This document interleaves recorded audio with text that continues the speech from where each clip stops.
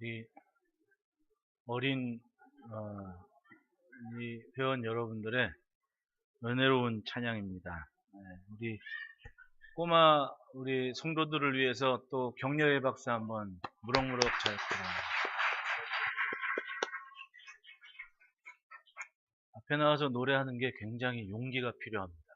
또 연습할 때는 뭐 가령 1부터 10까지 성량을 다 낼 수 있다면 앞에 나오면 이게 갑자기 반으로 확 줄어버리거든요. 오늘 보니까 목소리가 있는 그대로 잘 나와가지고 참 감사한 일입니다. 우리 어린이 여러분, 왜 사진이 나왔냐? 오늘 영상은 라디오라고 생각하고 아니 이게 멀쩡히 되다가 갑자기 또 안 돼요. 그래가지고 목소리는 나오는데 영상이 안 나오니까 그냥 라디오라고 생각하고 제 사진을 보시고, 내가 보니까 저 컴퓨터 안에 있는 그 OBS 그래픽 카드가 문제든지 아니면 그걸 지우개로 빡빡 밀어가지고 다시 한번 껴보든지 해가지고 빨리 좀 이번 주에는 조치를 좀 해야 될 것 같아요. 이거는 OBS 카드도 그거 많이 쓴 거거든요. 그걸 좀 잘 조치하면 문제가 없지 않나 생각을 해봅니다. 선은 뭐 그렇게 크게 망가질 것은 없으니까. 네, 우리 옆에 분과 한번 기분 좋게 인사 한번 하겠습니다. 메리 크리스마스. 예수님께서 이 땅에 오셨습니다. 우리를 위해 오셨다는 것, 하나님의 아들께서 사람의 몸을 입고 우리를 위해 이 땅에 오셨다는 것이 얼마나 감사합니까? 관심이고 사랑이거든요. 하나님께서 직접 아들을 우리의 육신의 옷을 입게 하셔서 이 땅에 보내시는 사실입니다. 주의 죄사함의 구원을 믿으시면 아멘 합시다. 이것은 철저하게 하나님의 계획 속에 이루어진 일이었습니다. 이게 얼마나 중요했냐 하면 세계의 기록에 분명히 기록이 남게 하셨습니다. 세계 역사에, 세계사에 이런 일이 있었구나 하는 사실을 단순히 예수님의 탄생만이 아니라 기록에 남길 수 있을 만한 사건은 그 시대에 있게 하셨다는 거예요. 그것이 바로 로마의 아구스토 황제가 당시에 로마가 다스리는 모든 나라에 호적을 만들게 한 사건이거든요. 그러니까 이것이 당시의 상황으로 볼 때는 굉장히 중요했습니다. 그리고 그 사건이 그때 무슨 일이 있었는데 라고 설명을 할 때 예수님이 태어나신 게 바로 그때야 라고 말할 수 있는 세계사적인 근거가 됐다는 거예요. 따라합시다. 기억은 안 나도 기록은 남는다. 그래서 항상 메모가 중요합니다. 뭔가 기록해 놓는 게, 기록으로 자료를 막 남겨놓는 게 중요해요. 우리 기간 회의할 때도 우리 회장님들은 그냥 막 모였다가 찬송하고 예배하고 이거 끝내지 말고 항상 기록을 잘 남겨냅니다. 몇 날 몇 시에 누가 이런 얘기해서 이렇게 했다는 걸 남겨두고 그걸 다음 사람한테 주고 다음 사람한테 주면은 이게 자료가 되거든요. 또 교회도 마찬가지 아닙니까? 이 시간이 지나고 10년 지나고 20년 지나고 3년 지나도 나는 사라져도 교회는 남아있지 않습니까? 주님의 몸된 성전이 이런 분들이 이렇게 헌신했다는 기록이 남겨있을 때 얼마나 그게 덕이 되고 은혜가 됩니까?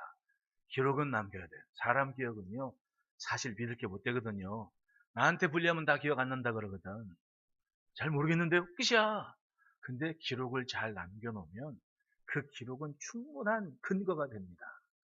마치 하나님은 사람의 그런 이 습성을 아셔서 그런지 로마의 아구스토가 호적하라는 그때 예수님을 이 땅에 기가 막히게 보내신 겁니다. 사실 그때 이스라엘의 환경이 그렇게 좋은 때는 아니었습니다. 나라는 로마에 빼앗겼고 그 통치를 받아들여야만 되는 암울한 때를 지나거든요.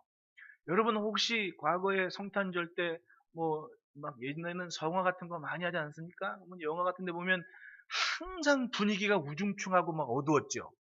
그게 왜 그러냐면 그 시대 분위기가 그런 겁니다. 나라 빼앗긴 상태에 좋을 일이 뭐가 있겠습니까? 그런 모습으로 그냥 계속 살았던 거 아니에요.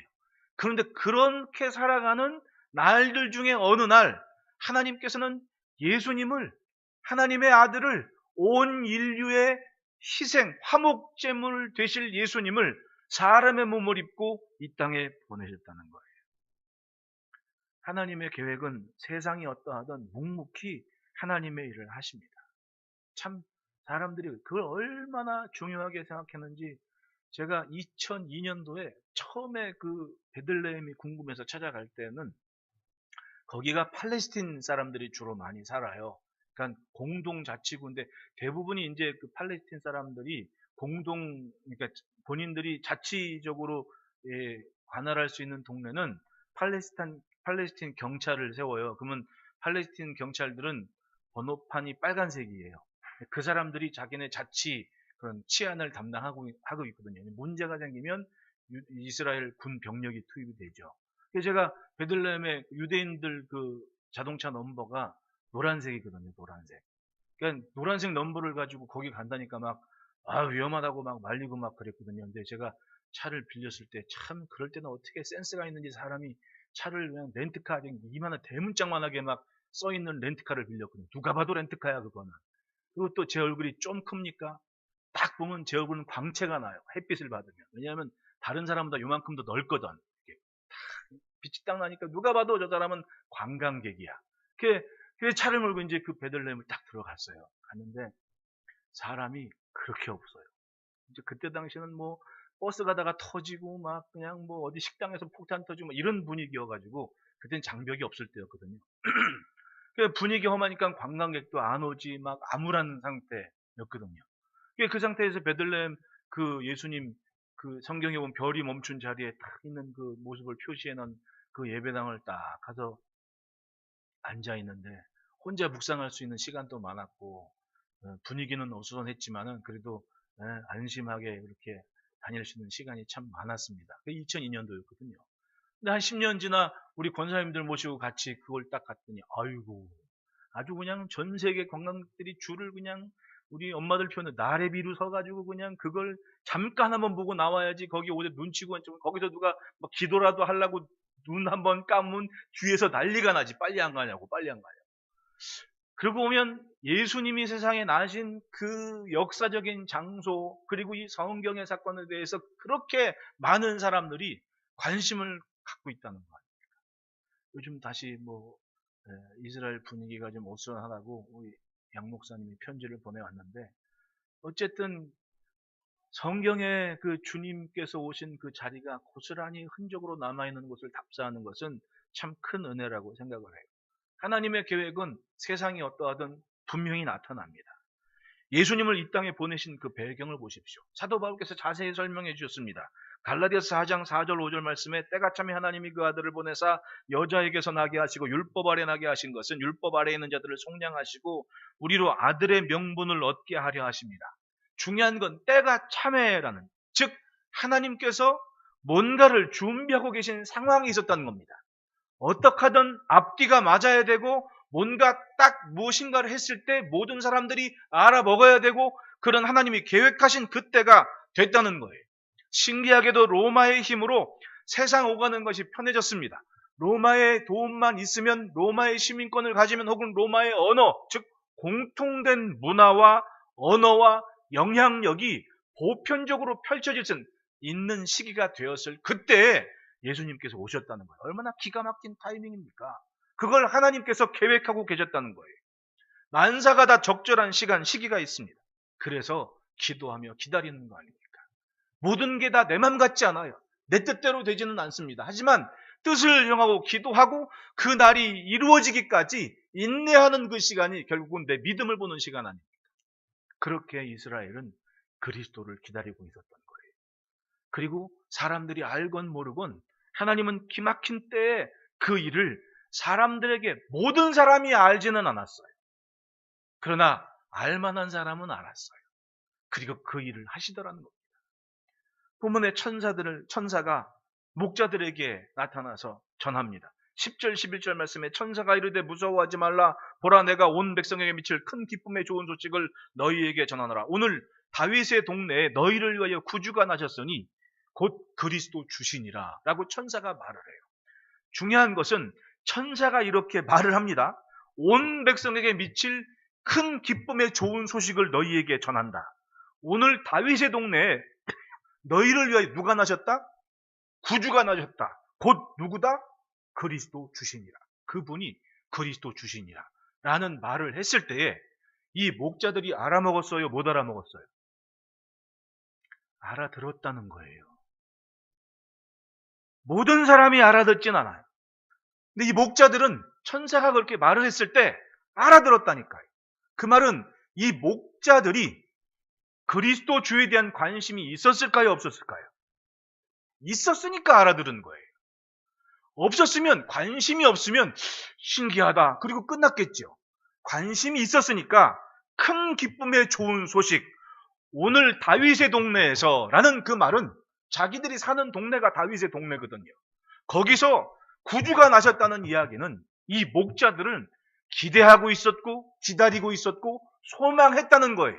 그걸 자기들이 평범하게 양치고 있는 깊은 밤에 천사가 와서 알려줄 때 오늘이 그날이야? 그리고 그걸 알아먹었다는 거예요. 비록 들판에서 양을 치고 있었지만 이들의 생각, 이들의 소원, 이들의 관심은 오실 그리스도 주에 대해 기대하고 있었고 소망하고 있었던 거예요. 그날이 오늘이구나. 그래서 기쁨의 좋은 소식인 거예요. 우리가 사는 하루하루는 하나님께서 아시는 시간이에요. 그걸 믿으십니까? 우리는 어찌어찌 세상에 흘러가는 줄 알아요. 그러니까 당시에 예수님이 오실 그때의 상황도 보십시오. 하나님께서 그렇게 기가 막힌 역사를 하시는데 그 시대의 종교인들이나 어디나 아니 예루살렘에 있던 헤롯 주변에 있는 사람들 보십시오. 동방에서부터 박사들이 왔습니다. 기가 막힌 그리스도께서 이번에 나신다는 이야기를 박사들은 알고 찾아왔는데 그 이야기를 들은 헤롯이나 주변에 있던 방백들이나 그 시대의 지도자들은 그걸 들었으면 쫓아가야 될 거 아닙니까? 진짜로 한번 가봐야 될 거 아니에요. 누구도 그들을 따르지 않았습니다. 왜냐하면 그냥 이대로 사는 게 만족스러운 거야. 여기서 뭔가 조금 변화가 있는 게 싫어. 이대로가 좋아. 그리고 헤롯은 얘기하죠. 가서 어딘지 오는 길에 나한테 좀 알려달라고. 근데 천사는 말합니다. 동방의 박사들한테 왔던 길로 가지 말고 다른 길로 집에 가라. 그 말은 뭐예요? 알만한 사람들도 있었지만 그걸 인정을 하지 않았다는 거예요. 교회도 많고 주님 다시 오실 것 다 믿고 삽니다. 그런데 오늘 하루하루 사는 게 너무 좋아. 힘들어도 좋아. 나 할 수 있는 거 하고 사니까 좋아. 불만은 없어.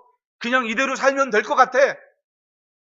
주님은 오신다고 하는데 우리는 마음을 들이지 못하고 삶을 들이지 못합니다. 그리고 외면하고 삽니다. 들었지만 거기 가고 싶진 않아요. 그래서 결국은 주님 나신 그 자리에 있었던 사람들이 누굽니까? 요셉과 마리아, 동방의 박사들, 그리고 이 목자들이 전부였던 거예요. 어쩌면 이것이 시대의 교회의 현재의 모습이 아닐까 생각을 해요. 여러분, 요즘은 지식이 굉장히 축적되어 있는 상태에서 뭔가 다른 거 이렇게 할 만할 것을 찾는 게 지금 희귀한 때. 우리 엄마들, 엄마들, 할머니들, 할아버지들 가끔 쇼핑할 때 애들 데리고 이마트니 어디니 막 가요. 그거 어떻게 생겼습니까? 그때 당시에 그 기업체 그 회장인가 누군가 미국 딱 갔다 오더니 월마트라고 어마어마한 큰 게 있으니까 야 이거 우리도 하면 되겠다. 그리고 와서 만든 게 이마트 아니에요. 좀 잘 사는 나라 가서 휙 딱 보고 야 이거 우리도 하면 좋겠다. 그리고는 해요. 우리는 기가 막히게 빨리 쫓아가는 거. 안 그래요? 우리나라 자동차 한번 보십시오. 다른 나라들 자동차 만드는 거 막 100년 몇 년 걸린 거야. 우리는 100년 안 걸려. 그냥 보고 이거 한번 해본데 비슷하겐 다 만들어. 네? 비슷하긴 다 만들어낸다니까요. 물론 노하우에 있는 그 뭔가 조금 부족하게 있긴 있는데 얼추 다 따라가. 기가 막히게 빨리 하거든요. 그러니까 세계에 없는 게 우리는 다 있는 것 얼추 다 돼. 다 한단 말이죠. 네? 다 따라가요. 그런데는 그렇게 살다 보니까 우리나라는 정말 좋고 세계적으로 주목받는 나라가 돼 있습니다. 아니, 전 세계에서 물건 좀 얹은 흥행 좀 하려고 하면 일단 우리나라에 팔아보고 팔잖아요. 이거 엄청나게 대단한 거예요, 우리나라는. 그렇게 좋은 시대를 살아요. 그런데 불과 몇십 년, 30년 전, 40년 전만 생각해 보시라. 얼마나 간절하게 그 시대의 어른들이 기도를 하고 소원을 갖고 그렇게 일궈놓은 모습이 있었다는 걸 알아야죠. 인정을 해야죠. 근데 점점 세상의 마음 빼앗기고 누리는 것에 좋거든. 그러니까 정말 중요한 걸 지키려는 그 욕구, 욕심, 의지가 갈수록 의미 없게 생각이 되는 거예요. 기도의 자리에서, 예배의 자리에서, 하나님을 찾는 자리에서 뭔가 있어야 될 강력한 에너지가 지금은 다른 것으로 다 채워지는 것 같아요. 그러니까 그만큼 여유가 있어지는 거야. 예수님 나셨을 때 그 상황은 그랬다는 겁니다. 그리스도가 오신다고 했는데 그 얘기를 듣고 먼 동방에서부터도 목자들이, 동방의 박사들이 찾아왔는데 궁금한 사람이면 거기 한두 명 있었겠냐고. 사람들이 서기관이건 바리새인이건 제사장이건 몰랐습니까? 그 대단한 사람들이 와서 저 사람들 뭐 하는 사람들일까? 라고 조금이라도 의구심을 갖고 조금이라도 사모하는 마음이 있으면 궁금해서라도 뒷공문 쫓아갔을 거 아닙니까? 근데 누구도 그런 마음 갖지를 않았다는 것은 누구도 머리로 아는 그것을 자기의 가슴으로, 자기의 삶으로 헌신하기는 쉽지 않았다는 얘기예요. 그런데 여기 목자들을 보십시오.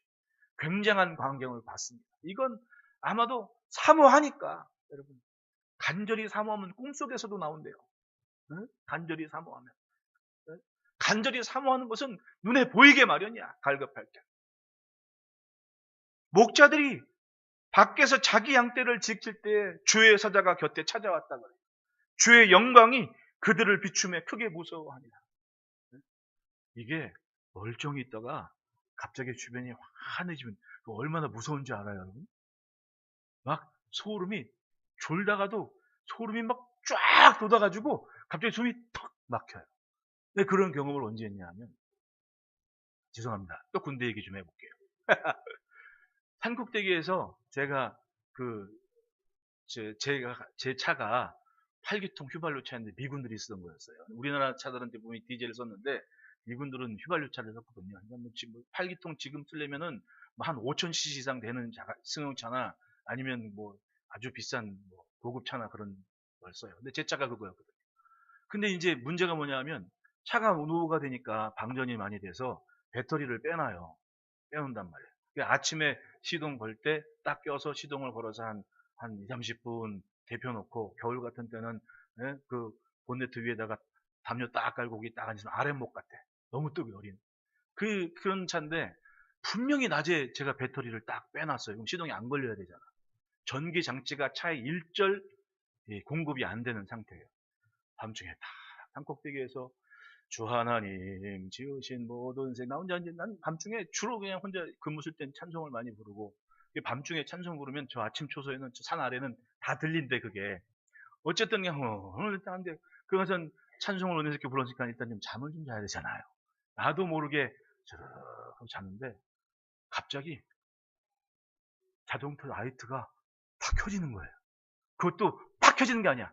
스멀스멀하고 딱 켜져가지고 내가 이렇게 졸다가 눈을 이렇게 반쯤 뜨는데 내가 지금 움직여야 되는지 안 움직여야 되는지 이게 모르고 소름이 확 돋는 거예요. 왜냐하면 아니 분명히 내가 저걸 빼놨는데 제가 왜 지 스스로 빛을 내냐고. 깜짝 놀래가지고 정신이 화다닥 떠가지고 몸을 움직이지를 못해요. 야, 그런 경험이 났었어요. 경험이 있었어요. 근데 내가 성경을 보니까 이 목자들 한번 보시라고. 캄캄한 밤중에 자기들이 양떼를 지키면 이 목동들도 우리를 쳐놓고 양의 문, 즉 양들이 이렇게 모여있는 울타리 입구 쪽에서 자기들이 누워 잠을 자거나, 이게 밤중에 하는 일이거든요. 근데 밤중에 그렇게 누워있거나 반 비스니 서가지고 양 우리의 자기들 임시 우리의 양들은 누워있고 자기가 이렇게 있는데 갑자기 뭐예요? 주의 사자가 곁에 서고 주의 영광이 그들을 두루 비추매. 그렇게 좀 편하게 반쯤 누워가지고 비스미에서 자기들끼리 드론드론대든 누구는 잠자든 그러고 있는 그 참에 갑자기 영광스러운 빛이 그 위에 딱 임했다고 생각해보면 얼마나 무서웠겠냐고. 정신이 번쩍 들지요. 근데 그건 바로 천사들이 이 목자들을 찾아온 순간이었어요. 그리고 얘기합니다. 13절 14절에 호련히 수많은 천군과 그 천사들과 함께 하나님을 찬송하여 이르되 지극히 높은 곳에서는 하나님께 영광이요 땅에서 하나님이 기뻐하시는 중에 평화로다라고 눈앞에서 천군 천사가 찬송하는 기가 막힌 광경을 바라보게 됐습니다. 지금 베들레헴에서 나신 그리스도 주, 그분 때문에 하늘의 천군과 천사도 찬송하고 기뻐하고 하나님도 즐거워하시는 그 역사가 일어났다는 거예요. 이 사람들이 믿지 않았으면 거기까지 달려갔겠냐고. 이게 뭐야? 그랬겠지. 믿고 기대했으니까 그걸 인정하고 기꺼이 그곳을 향해 달려간 거 아니겠냐. 베들레헴 가축의 먹이통에 놓이신 예수님은 하나님께서 인류 구원의 역사를 이루기에 보내신 그리스도 주시라고 확실하게 설명을 해주십니다. 11절에 오늘 다윗의 동네에 너희를 위하여 구주가 나셨으니 곧 그리스도 주시니라. 그리스도 주가 나셨다. 하나님께서는 이 일을 시작하기 전에 세례 요한을 통해 6개월 전부터 그 일을 준비하는 일을 하신 거 아니에요. 세례 요한을 잉태되고 날 때에 하나님께서 엘리사벳에게 천사를 통해 알려주신 말씀이 있습니다. 누가복음 1장 68절로 73절, 71절부터 읽어보면 우리 원수에게서와 우리를 미워하는 모든 자의 손에서 구원하시는 일이라 우리 조상을 긍휼히 여기시며 그 거룩한 언약을 기억하셨으니 곧 우리 조상 아브라함에게 하신 맹세라. 자신들의 조상 아브라함 때부터 계획하신 하나님의 놀라운 구원의 역사가 이루어질 것이라고, 그 일에 이 아들이 사용될 거라고 알려주신 사건 아닙니까? 1차적으로 그의 억압의 현실에서 구원하실 구원의 뿌리 그리스도이시고 그걸 이 아들이 증거하게 될 거라고. 그리고 알건 모르건 영원히 그 죄에서 속량하시고 구원하시려는 하나님의 계획이 이루어지는 것이라고 알려주셨기 때문에 죄사함을 알리는 회개의 세례를 세례 요한이 전파할 수가 있었던 거예요. 속량이 뭡니까? 몸값을 지불한다는 거예요. 어딘가에 매인 인생들이라는 얘기입니다. 팔려간 인생들입니다. 나라가 망하면요, 귀족들이건 장인들이건 다 팔려가거든요. 노예가 됩니다. 왕들도 노예가 됩니다. 나라가 망해서 주권과 존재감을 잃었던, 아니면 지은 죄로 인하여 마귀에게 사로잡혔던 누군가 값을 지불해야만 자유를 얻을 수 있는 상태가 이스라엘의 상태였던 겁니다. 그리고 지금 인간의 문제가 바로 그거예요. 문제는 그것을 아는 자가 극히 적었다는 겁니다. 따라합시다. 은혜도 알아야 받는다. 다시 한번 옆에 사람 보고 한번 인사할까요? 메리 크리스마스. 우리가 메리 크리스마스 하는 거랑 저 길거리 백화점 앞에 있는 사람들이 메리 크리스마스 하는 거랑 의미가 같아요, 달라요? 분명히 다르다니까요. 느끼는 감정이나 인식하는 인지력이 엄연히 차이가 있습니다. 은혜도 알아야 받는다니까요. 알기 때문에 주님이 오신 날이 신나고 기쁜 겁니다. 있는 한 감사와 기쁨과 기대감을 가지고 메리 크리스마스 인사를 하는 겁니다. 그런데 세상 사람들은 그 의미를 모르잖아요. 예수님이 오셨을 때 기쁨으로 그 시간을 살아낸 사람들은 적었습니다. 요셉과 마리아, 동방에서 온 박사들, 그리고 목자들, 세례 요한, 그리고 사가랴와 엘리사벳 정도, 그 사람들 말고는 알아도 인정하기 싫었고 차라리 없어야 될 사람들이 것이라고 생각하는 사람들이 더 많았습니다. 헤롯 주변에는. 예나 지금이나 하나님의 마음을 알고 하나님의 구원을 받을 자들은 지극히 적어요. 그건 우리가 인정해야 됩니다. 우리는 피부로 느끼고 있지 않습니까? 참 가만히 보면 적그리스도의 활동은 집요하고 온갖 세상의 모든 도구들을 다 동원해서 복음이 퍼져나가는 것을 어떻게 하든 막으려 그래요. 오죽했으면 여러분, 요한계시록에 구원받는 사람들을 14만 4천이라고 표현했겠냐고요. 즉 구원받을 만한 사람들이 세상 인구에 비해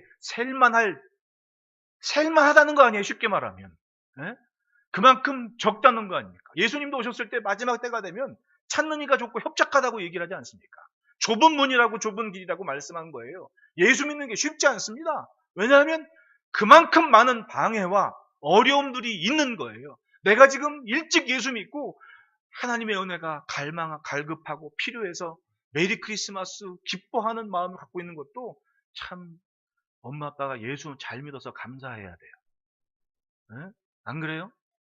따지고 보면 누군가 나에게 복음의 기쁨과 은혜의 줄기를 알도록 그리고 지키도록 이끌어 주셨으니까 얼마나 감사해요. 우리 교회가 41주년이 됐습니다. 41주년.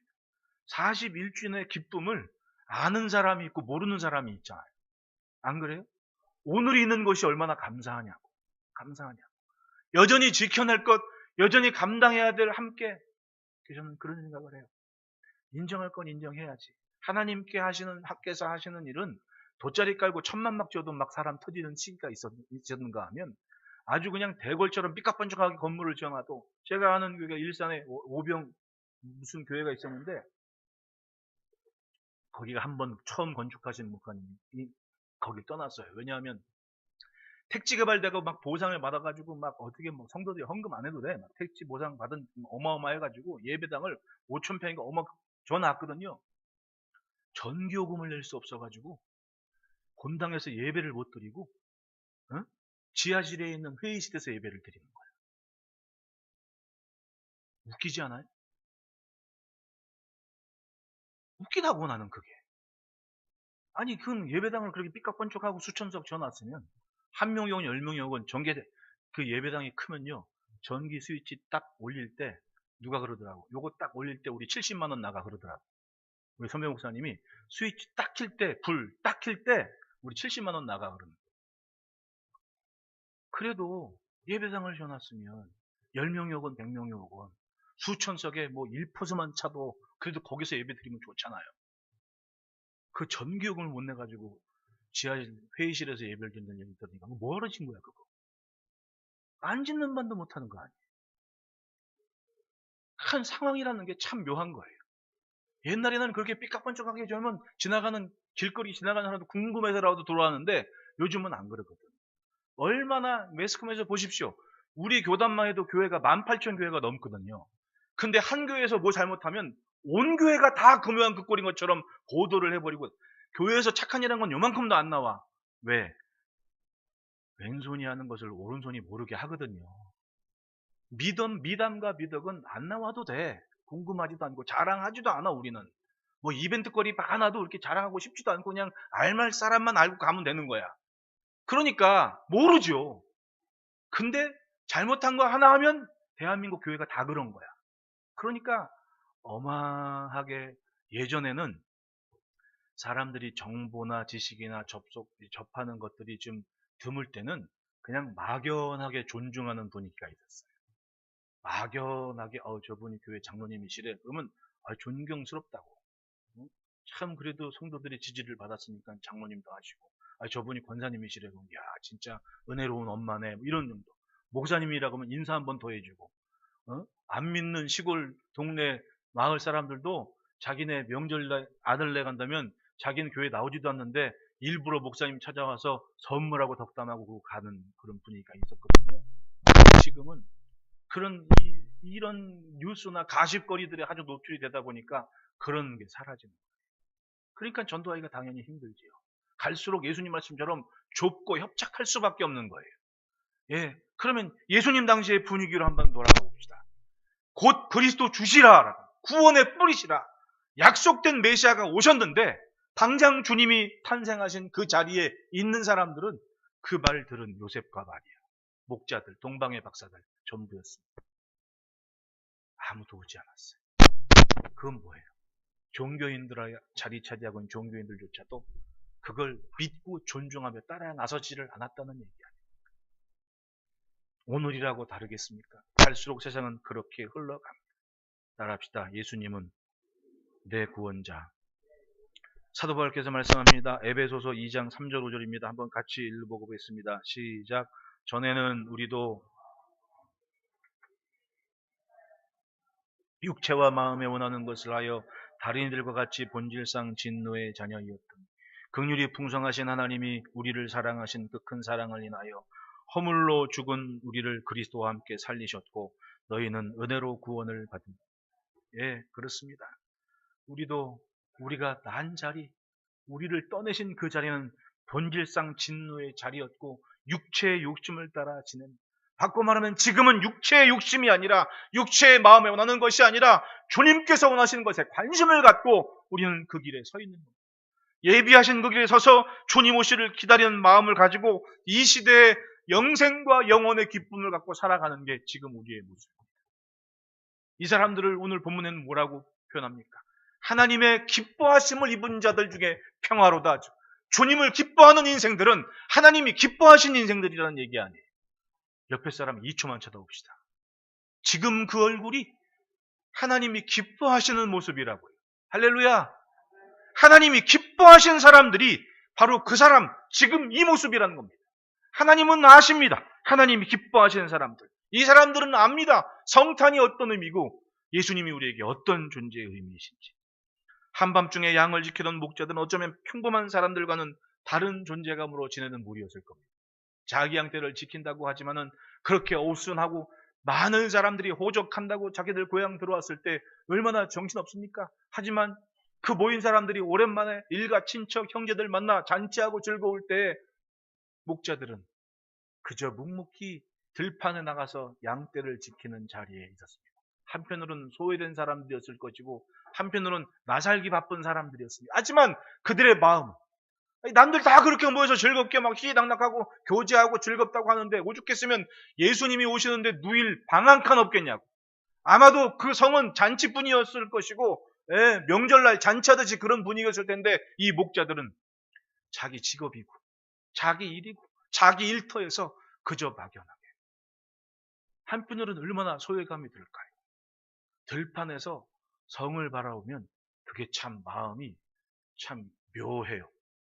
나는 굉장히 엄한 데 떨어져 있는 것 같고 저기는 굉장히 즐거울 것 같은 마음이 든단 말이죠.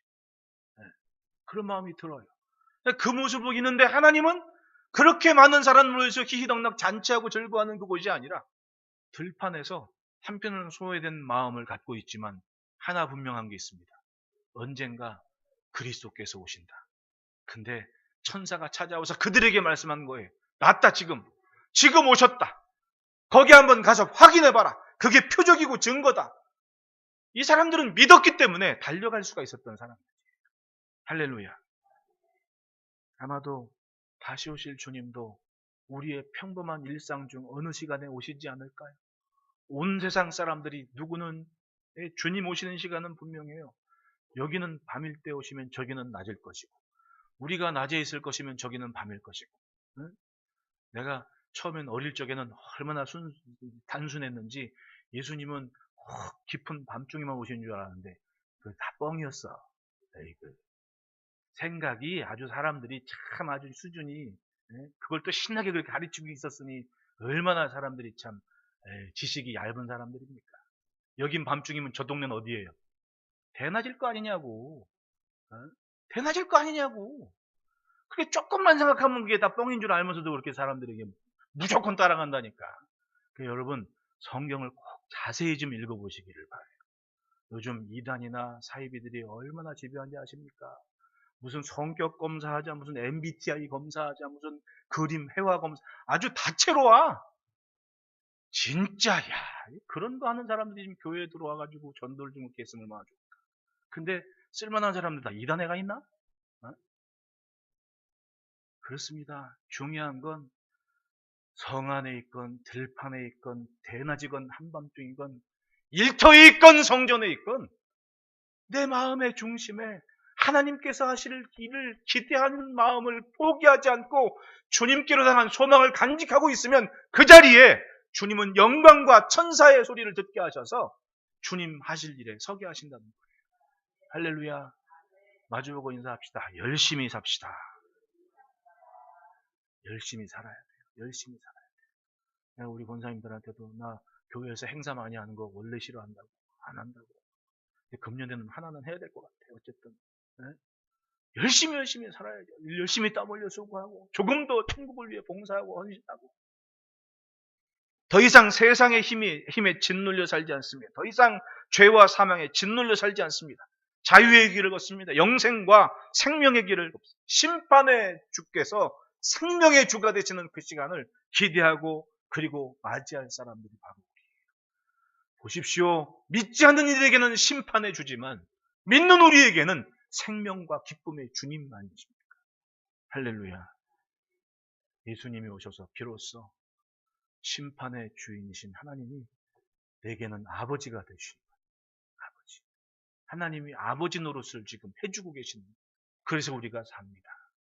예수님은 분명히 우리의 기쁨의 이유이십니다. 영원토록 성탄의 기쁨을 마음속에 품고 매일매일 은혜 안에 충만하시기를 축복합니다.